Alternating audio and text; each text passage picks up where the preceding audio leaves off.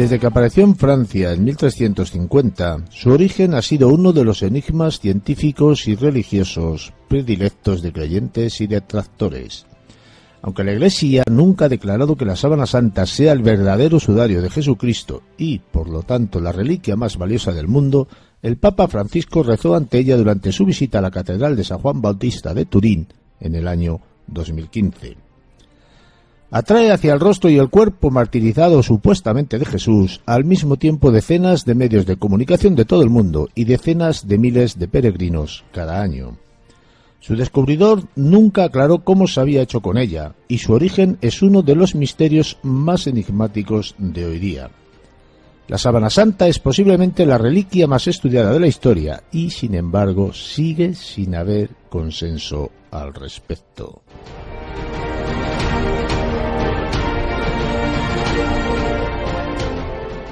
Vamos a hablar de uno de los misterios o los misterios de un enigma que marca la historia religiosa del mundo y de los cristianos, ¿no? Vas a hablar de los misterios de la sábana santa.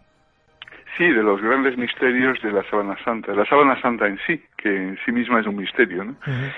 Pero sobre todo de las revelaciones que nos aporta acerca del cuerpo que yació en esta sábana, ¿no?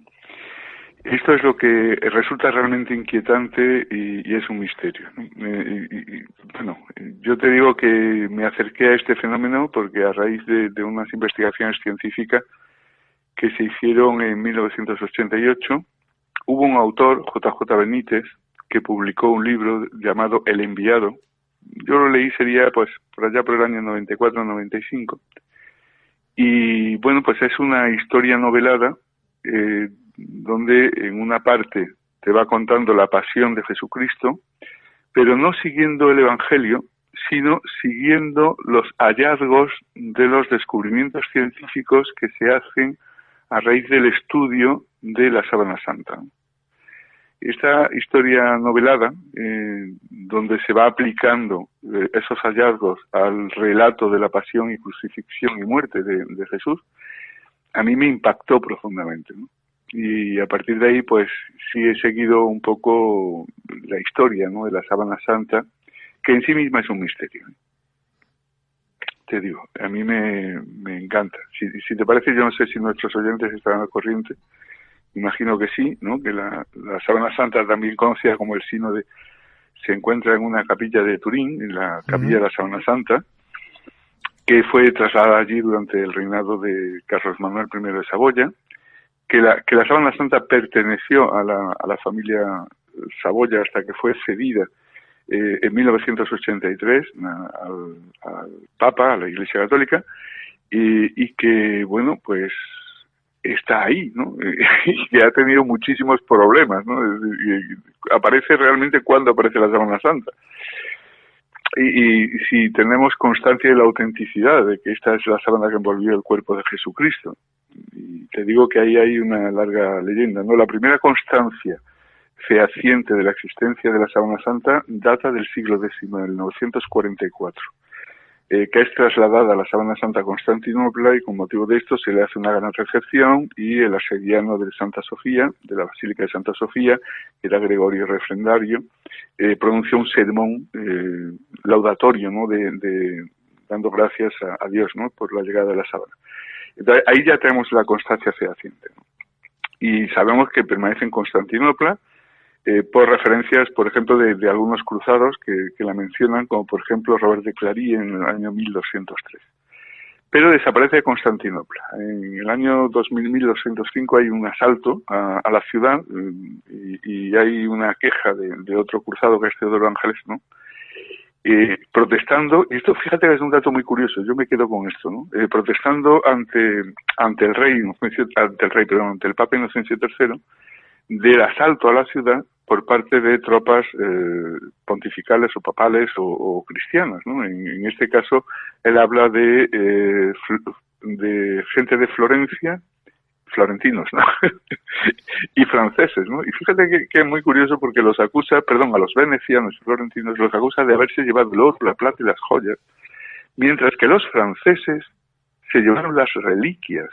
Y subrayo esto porque es una carta muy interesante, porque efectivamente cuando vuelve a aparecer la sábana santa, lo hace en Francia.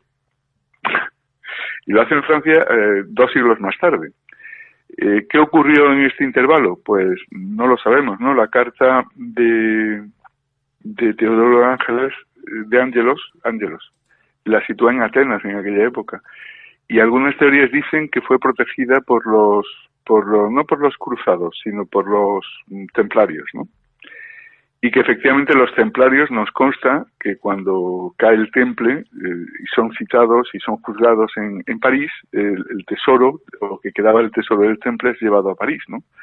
La orden es disuelta en el año, me parece que era, si mal no recuerdo, el 1314, y fíjate por dónde la primera noticia de la exhibición de la sábana santa se produce en 1357 en Francia, ¿no? En la ciudad de Lirey. Creo que entonces ya ahí lo situamos en Francia, ¿no? Después, ¿cómo llega de Francia? Ya ahí tenemos una constancia fehaciente de que la sábana que se halla actualmente en Turín estaba físicamente en 1357 en Francia, ¿no? Y a partir de ahí sí que está acreditado el itinerario de la sábana santa hasta llegar a Turín. Esto sí que está acreditado con muchas vicisitudes, porque nunca ha sido reconocida como la auténtica sábana santa, ni siquiera por la Iglesia Católica, a pesar de los pesares, ¿no? Y hay mucho que hablar ahí, ¿no? Cuando se exhibe en 1357 en Francia, hay un obispo que es Pierre d'Arcy, que denuncia ante el Papa la exhibición y la veneración de la sábana santa. Y entonces el Papa prohíbe la veneración. Y tenemos que esperar unos siglos hasta que más o menos se le otorga ¿cómo te diría yo?, la categoría, no ya de reliquia, sino de representación, que esto lo hace el antipapa Clemente VII, ¿no? Hacia 1379 accede al papado, ya a finales del siglo XIV, reconoce que puede venerarse la sábana santa, pero siempre declarando que es una imagen de Jesucristo, no que sea el auténtico sudario. Fíjate qué cosa más interesante. Bueno, pues a partir de ahí, los análisis que se realizan, hay un descubrimiento que yo creo que es crítico, que tiene una fecha muy española, 1898, ¿no? La pérdida de Cuba y Filipinas y todo esto, ¿no?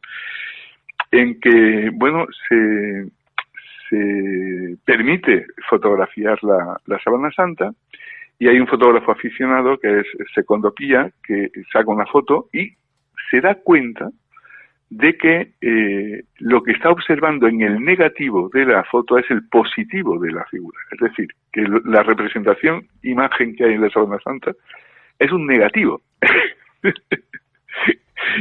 Y esto es uno de los grandes misterios, ¿no?, que rodean la sábana. ¿Cómo esta impregnación del negativo?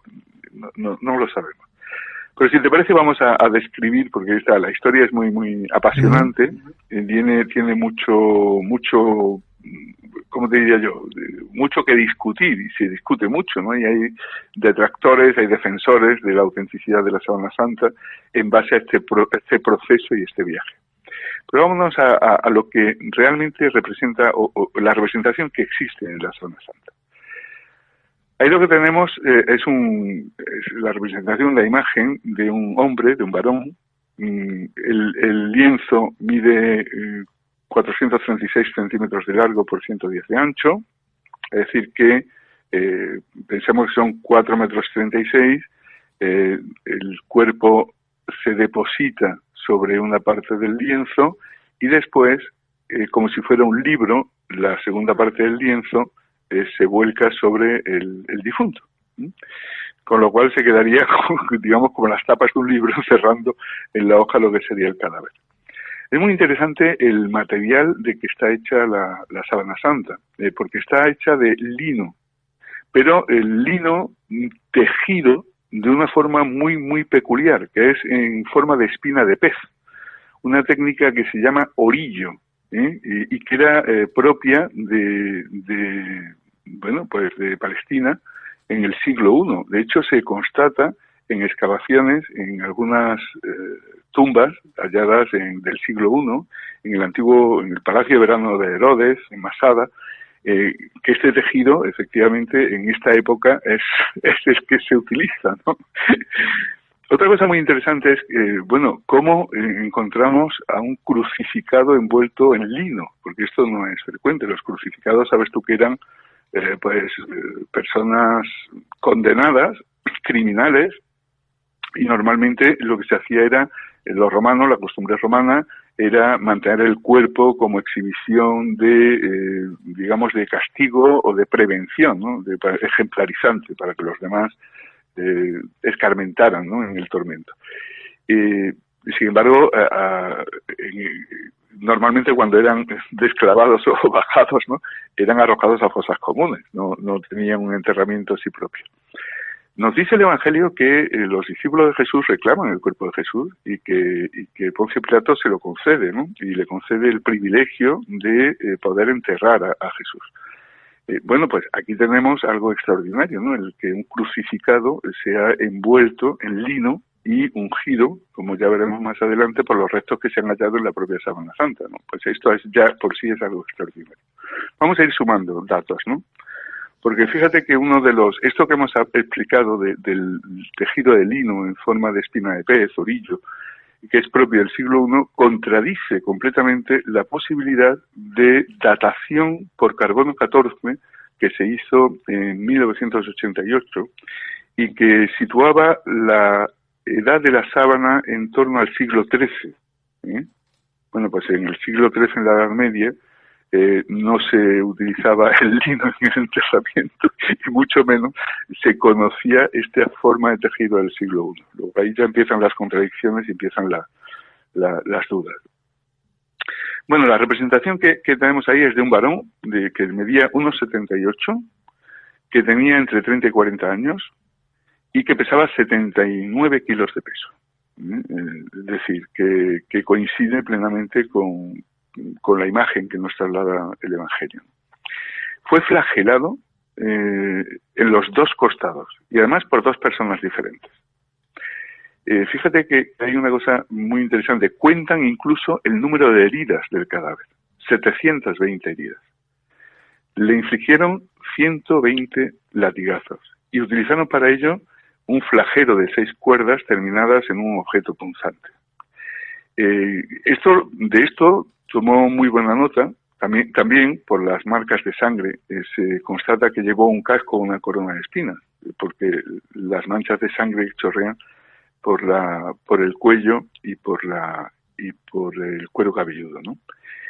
También se constata, fíjate, que llevó un gran peso sobre el hombro izquierdo, lo que ratifica, ¿no?, la historia de la subida al Calvario llevando la cruz a cuestas.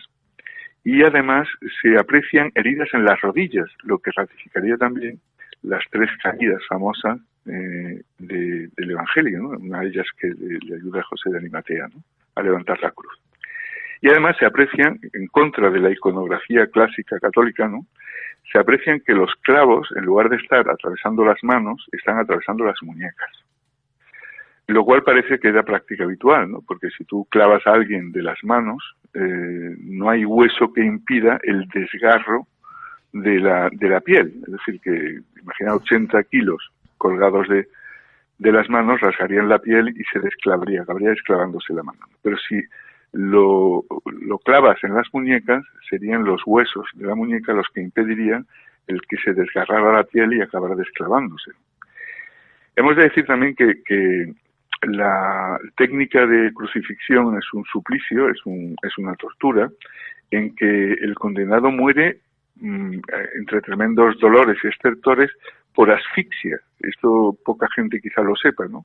Pero es una tortura terrible en el que, por la posición que adoptas, la fuerza que debe realizar el externón para inhalar aire y poder respirar se hace cada vez más insoportable hasta que llega un momento de parálisis del músculo del esternón y por tanto se provoca la asfixia.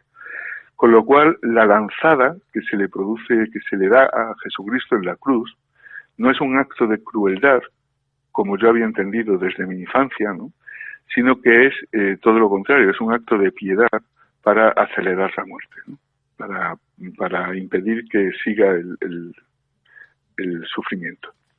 Bueno, pues esto es lo que hay en la sábana. Bueno, a partir de ahí empiezan las grandes incógnitas, Juan Carlos. Y las grandes incógnitas es cómo se ha dibujado esa imagen en la sábana. Ahí es donde esa pienso yo es la gran pregunta, ¿no?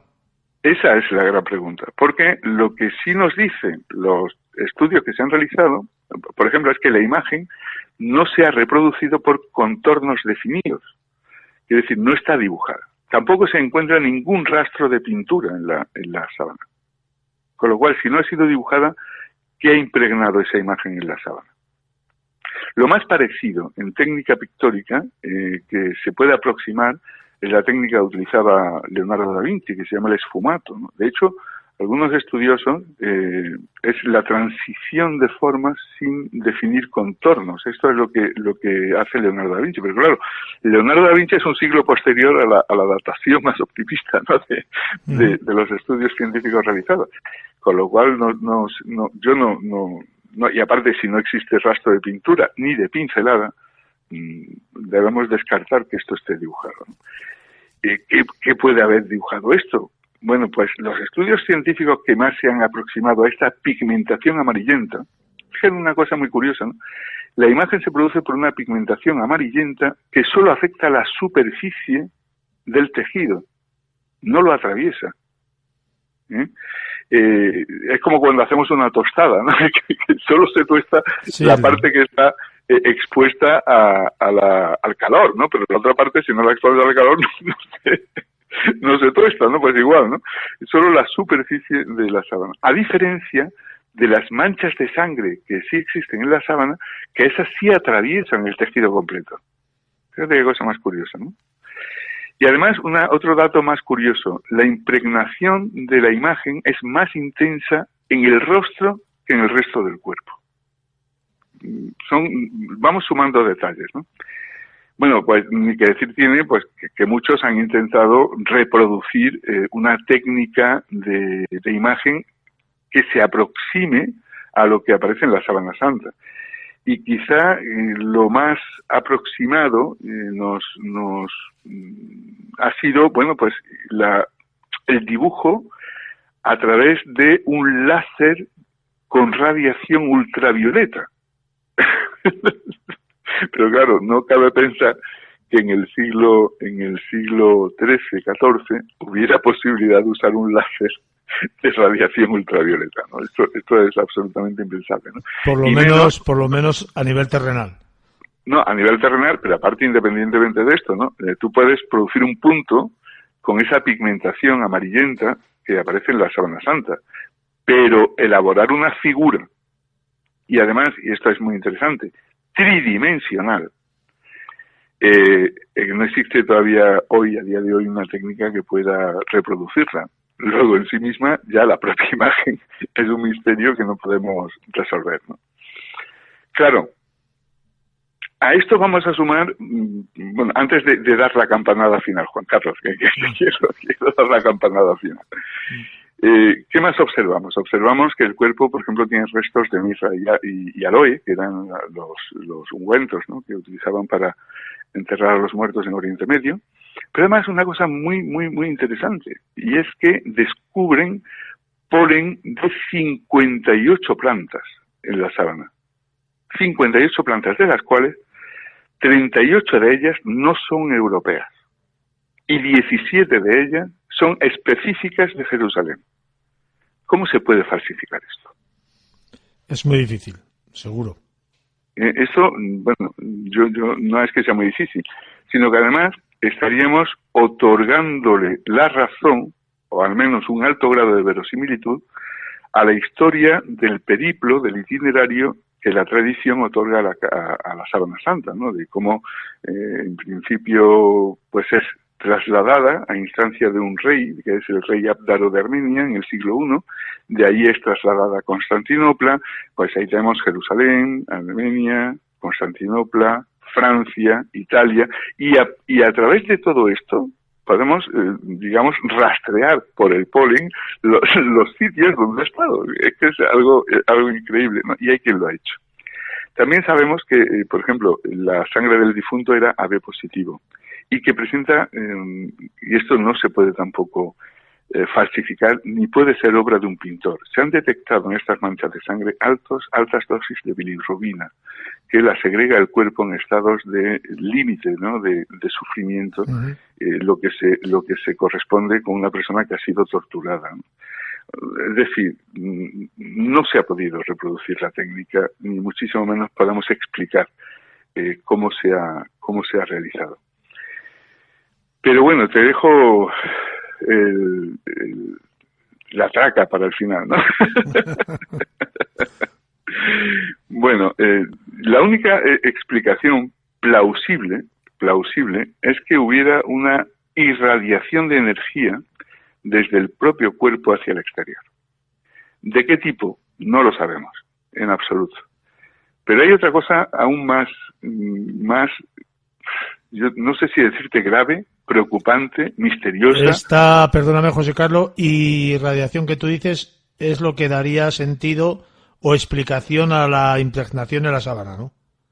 Efectivamente, efectivamente. Esta irradiación de energía, ¿de qué tipo? No lo sabemos.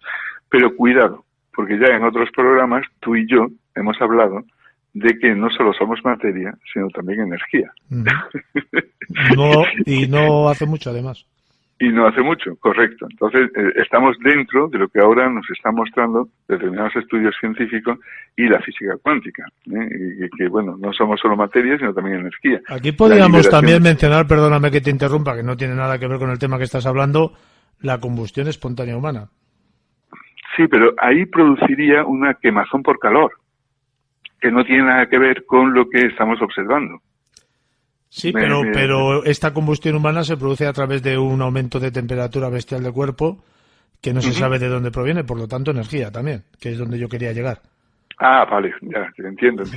Pero no es el caso que nos ocupa ahora, sino que es totalmente distinto. Bueno, es totalmente distinto, aunque tenga el mismo principio o el mismo posible principio, que hay muchas cosas que desconocemos y ante las que tenemos que reconocer humildemente que aún no estamos preparados para comprender.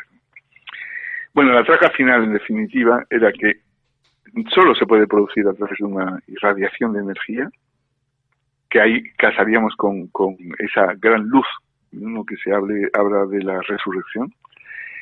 Bien, pero además, durante un instante en el que el cuerpo está levitando. ¿Cómo te quedas?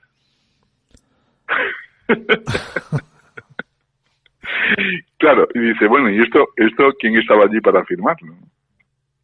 ¿Esto quién estaba allí para afirmarlo? De todas las maneras solemos buscar explicaciones que den sentido a muchas cosas que conocemos, ¿no?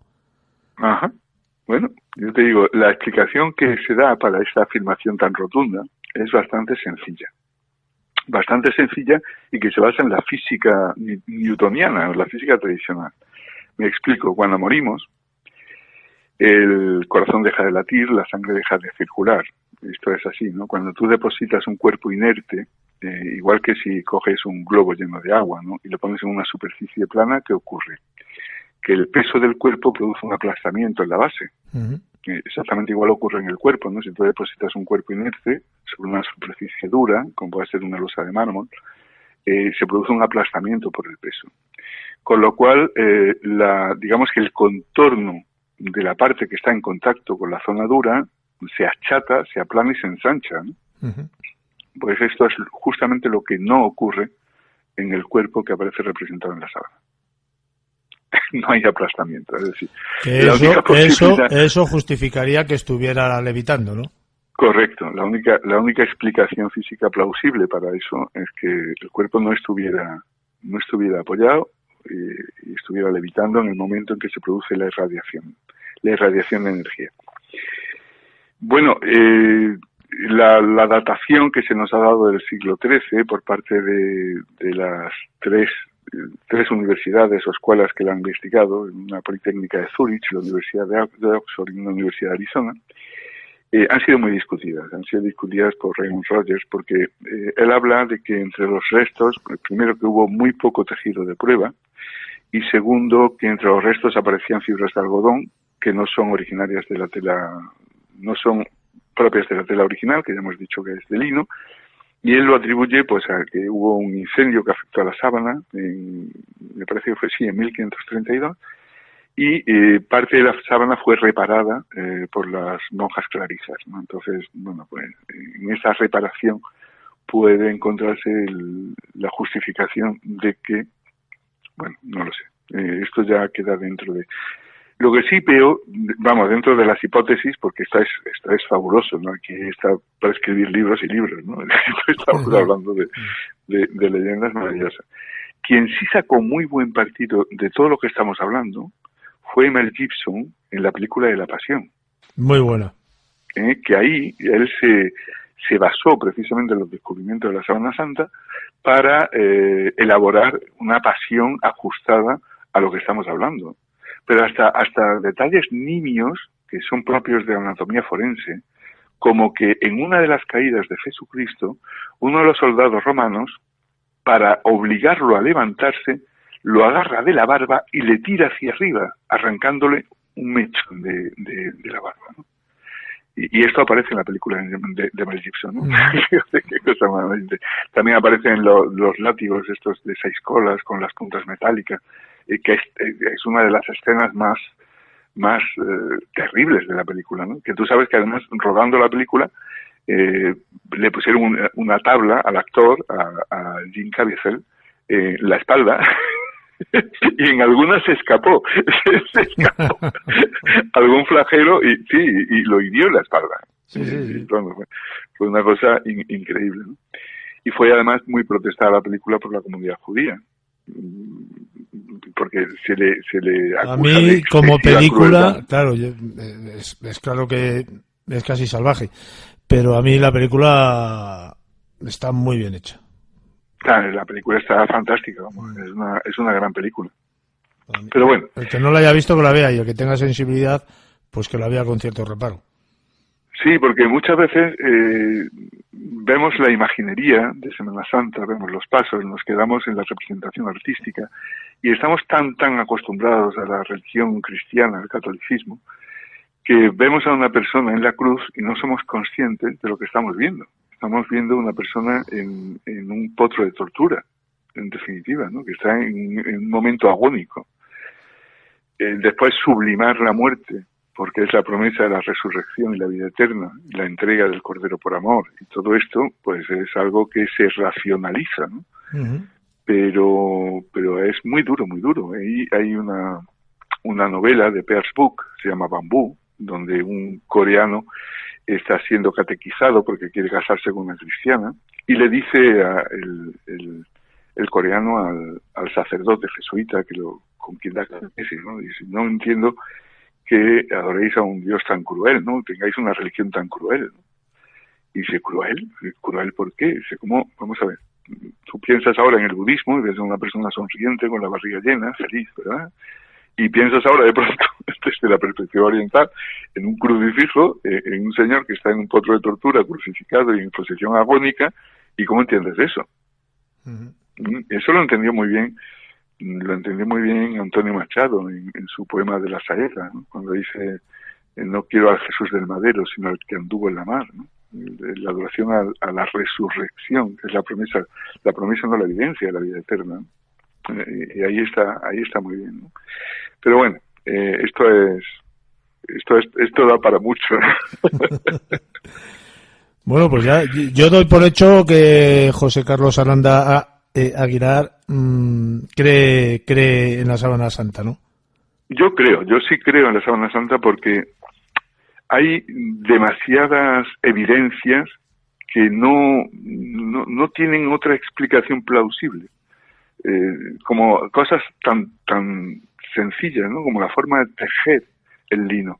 Hay cosas que son difícilmente falsificables si no se tiene un conocimiento que yo dudo muchísimo que se tuviera en el siglo XIII, en el siglo XII, siglo XIII, ¿no? Sobre las fórmulas de enterramiento, aparte de las monedas que aparecen en los ojos del cadáver, ¿no? Y luego, claro, si es una falsificación muy buena.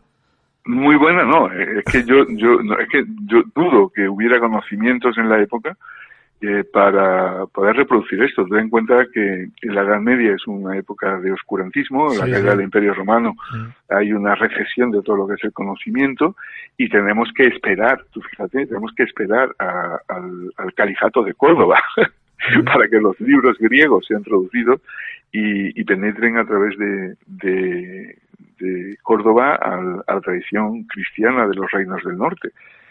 Entonces, presumir el Renacimiento no ha llegado. Quiero decir que el Renacimiento es el retomar el conocimiento de la sabiduría clásica grecorromana, y esto no llega hasta el siglo XIII-XIV.